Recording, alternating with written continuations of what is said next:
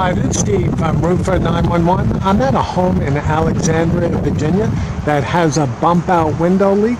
Now, the leak they have inside the home is where the metal roof meets up against the brick wall.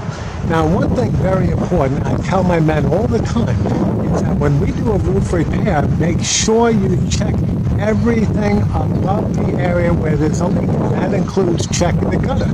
Make sure the flashing on the side of the dormer is good. Make sure the valley is installed properly at the back side of the dorm, and even the ridge vent.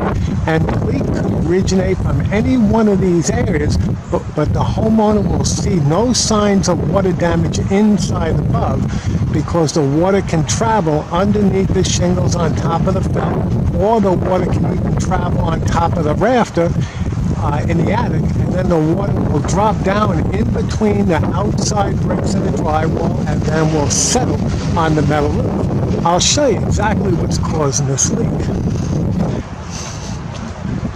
Okay, now look at the left side of the dormer. You see how the vinyl siding is pulling away? So it's all open. So when there's a heavy downpour or a wind-driven rain, the water will get in behind the siding and, like I said, travel down inside the wall and leak below. So all we need to do here is just fasten that vinyl siding back into place, and this bump out window leak is resolved. Again, my name is Steve from Roofer 911. We specialize in roof repair in Alexandria and all areas of Northern Virginia.